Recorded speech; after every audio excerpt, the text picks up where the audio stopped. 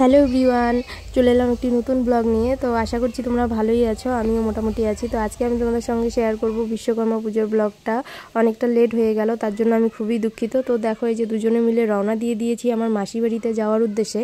তার কারণ হচ্ছে আজ হচ্ছে মাসির বাড়িতে বিশ্বকর্মা পুজো। তো সে কারণেই দেখো আমরা প্রত্যেক বছরই মাসির বাড়িতে যাই, আর প্রত্যেক বছরই আমার মাসির বাড়িতে কিন্তু বিশ্বকর্মা পুজো হয়। আর প্রত্যেক বছর আমরা সকাল সকাল চলে যাই, কিন্তু এবছর যেতে আমাদের একটু লেট হয়েছে, কারণ আমার হাজব্যান্ডের একটা কাজ ছিল, সে কারণেই।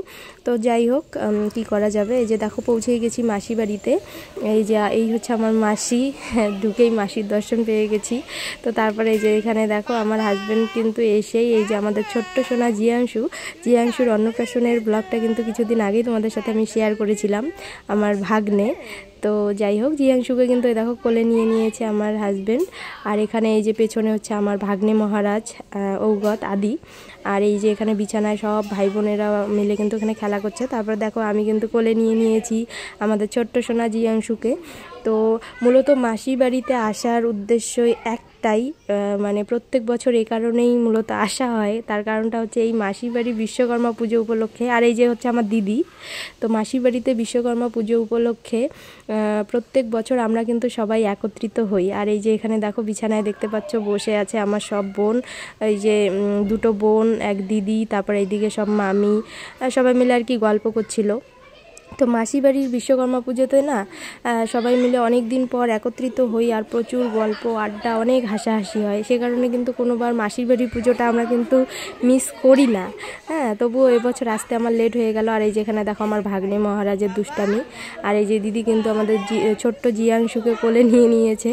তো তারপর দিদি বললো কয়েকটা ফটো উঠিয়ে দিতে, জিয়াংশুর সাথে আমি কিন্তু উঠিয়ে দিয়েছি।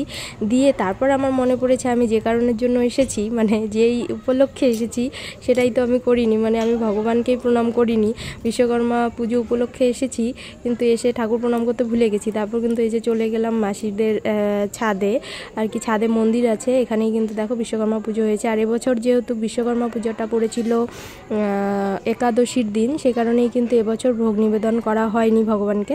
তো যাই হোক, এই যে দেখো বাবা বিশ্বকর্মাকে কিন্তু খুবই সুন্দর লাগছিল। আর আমি এখানে কিন্তু প্রণামও করে নিলাম।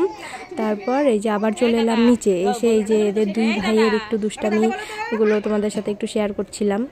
তো যাই হোক, আমার তো ভালোই লাগছিল, সে কারণে একটু তোমাদের সাথে শেয়ার করে দিলাম।